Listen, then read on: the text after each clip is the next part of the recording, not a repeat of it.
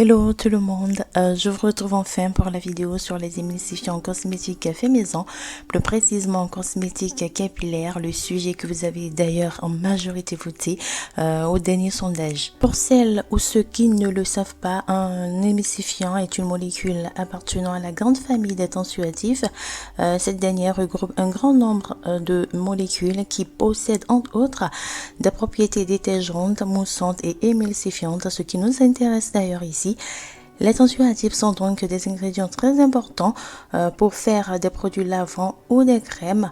Ils sont composés de deux parties, à savoir une tête hydrophile qui est attirée par l'eau et une queue lipophile qui est attirée par l'huile. Les émulsifiants sont donc des molécules qui possèdent une extrémité ayant une affinité pour l'eau et une extrémité ayant une affinité pour l'huile. Grâce à eux, l'eau et l'huile peuvent être finement dispersées l'une dans l'autre pour créer une émulsion stable, homogène et fluide. Je ne vais pas aller trop loin dans des termes techniques au risque de ne pas me faire comprendre par tous. Retenez simplement qu'un émulsifiant permet de créer des mélanges homogènes à partir d'ingrédients qui ne sont pas censés se mélanger, comme l'eau et l'huile par exemple. Ces mélanges sont appelés des émulsions.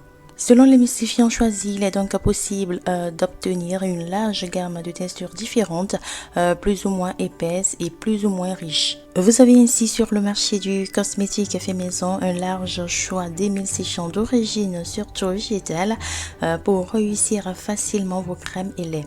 Ici, j'en parlerai que de quelques-uns et surtout les plus utilisés. Pour résumer, il existe trois catégories d'émulsifiants. On a les cires auto-émulsifiantes. Ce sont des cires émulsifiantes simples d'utilisation puisqu'elles ne nécessitent pas l'utilisation d'un co-émulsifiant.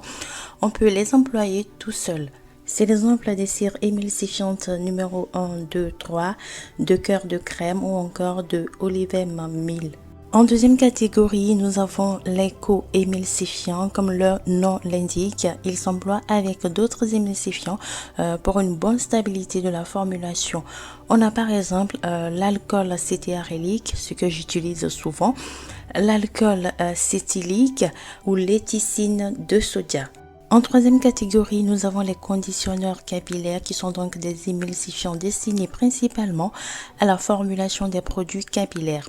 Dans cette catégorie, on retrouve le BTMS qui est principalement utilisé pour la confection des produits capillaires tels que le masque, l'après-shampoing. Il s'agit d'un démêlant ainsi que d'un antistatique. Le BTMS apporterait aux émulsions une texture onctueuse et non agressive. C'est un auto-émulsifiant qui permet donc de réaliser des émulsions stables sans nécessité de co-émulsifiant ou de stabilisant. Il s'utilise entre 2 à 10% du poids total de votre préparation et selon la texture souhaitée dans la phase aqueuse à 60 voire 75 degrés. Il diminue par ailleurs le pH des préparations finales. Faudra donc vérifier le pH de votre préparation pour l'ajuster. C'est un émulsifiant que mes cheveux n'aiment pas du tout. J'ai eu à l'utiliser à un moment. Cela alourdit sincèrement mes cheveux. Par contre, pour d'autres, cela passe sans souci. Dans cette catégorie de conditionneurs capillaires, on retrouve le conditionneur végétal. D'origine végétale, ce conditionneur capillaire s'utilise comme auto-émulsifiant pour réaliser des après-shampoings crème, des masques et des soins capillaires sans rinçage. Excellente alternative au BTMS qui est très contesté d'ailleurs en ce qui concerne sa composition qui comporterait de silicone. Incorporé dans un soin capillaire, le conditionneur végétal laisse les cheveux très doux avec une sensation de cheveux nourris et fortifiés. Il prévient également le dessèchement des cheveux et la formation des fourches. Des tests en laboratoire prouveraient son efficacité sur le déménage, même si cet effet est légèrement moins puissant qu'avec les ammonium quaternaires comme le BTMS. Par ailleurs, il a un effet voluminateur sur les cheveux fins et fortifiant sur les cheveux cassants et fourchus. Il convient à tout type de cheveux, en particulier les cheveux longs, difficiles à démêler, secs, cassants, indisciplinés, bouclés ou crépus. Il se dose généralement entre 5 à 10% du poids total de la préparation à introduire en phase huileuse et se fond entre 40 à 55 degrés. Il est donc soluble dans l'huile mais insoluble dans l'eau, peut toutefois être dispersé en phase aqueuse à chaud. Pour une bonne stabilité des émulsions avec ce émulsifiant, la phase huileuse doit être entre 10 à 30% du mélange. On retrouve également dans la catégorie des conditionneurs capillaires le conditionneur émulsifié. C'est un co-émulsifiant. On l'associe donc avec d'autres émulsifiants. On l'associe généralement avec le BTMS ou la cire émulsifiante numéro 2 pour obtenir des émulsions stables. Le seul hic avec ce émulsifiant, c'est qu'il s'active qu'en milieu acide. Faudra donc utiliser l'acide lactique pour ajuster le pH entre 4,5 et 5,5 qui correspond au pH du cheveu afin qu'il joue le rôle de conditionneur capillaire. Une fois le pH acide activé, il apporte un effet antistatique en facilitant le démêlage. Il rend les cheveux doux, soigneux, faciles à coiffer. Il reste toutefois le conditionneur capillaire le plus difficile à employer. Je l'ai utilisé quelques temps, je vous assure que ça n'a jamais été facile pour moi de réussir parfaitement mes émulsions avec ce conditionneur. J'ai encore un fond de ma dernière boîte que je dois finir. Je ne sais pas vraiment si je dois encore m'en procurer. Il se dose entre 4 à 5% du poids total de la formulation à introduit en phase huileuse ou en phase aqueuse acidifiée et le temps de fonte est de 60 voire 110 degrés. Un petit rappel très important, il ne permet pas de réaliser des émulsions stables s'il est employé seul, à associer forcément avec un autre émulsifiant comme le BTMS ou la cire émulsifiante numéro 2 pour réaliser des crèmes capillaires comme les après-shampoings ou les masques. Je reviens sur la lécithine de sodia. En plus d'être un co-émulsifiant végétal, c'est un excellent agent conditionnant et nourrissant pour les cheveux. Elle s'utilise donc pour la peau et les cheveux.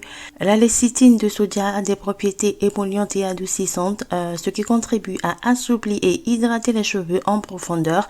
Elle convient ainsi aux cheveux les plus ternes et cassants. On peut aussi l'utiliser en tant qu'émulsifiant pour réaliser des émulsions à froid, mais à condition d'ajouter 0,5% de gomme xanthane ou une autre gomme en phase aqueuse.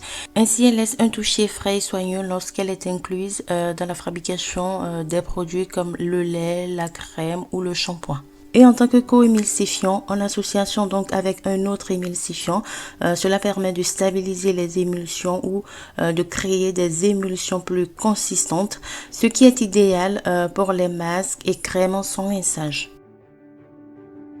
De mon expérience avec ces trois émulsifiants, mon émulsifiant capillaire reste le conditionneur végétal. Vous avez dû le constater dans plusieurs de mes recettes, à cause bien sûr de sa facilité d'utilisation, de sa composition et surtout de son effet sans alourdir les cheveux. À vous de faire vos expériences et de choisir ce qui vous va le mieux. Quelques remarques importantes en ce qui concerne la texture et la consistance des émulsions. La nature des huiles végétales utilisées a une grande influence sur la texture et le toucher des émulsions. Ainsi, une émulsion réalisée à base d'huile d'avocat ou de germe de blé par exemple aura un toucher plus riche que la même émulsion réalisée avec une huile sèche comme l'huile de noisette. Par ailleurs, l'ajout d'huile essentielle, de certains actifs et de certains conservateurs à votre préparation peut aussi changer la consistance obtenue. Vous avez dû le constater quand vous mettez par exemple de la protéine de riz ou du coscar à la fin de votre préparation que cela se fluidifie. N'hésitez donc pas à noter toutes vos expériences pour vous constituer par exemple une base d'informations à consulter à chaque formulation d'une nouvelle recette. C'est ce que je fais d'ailleurs.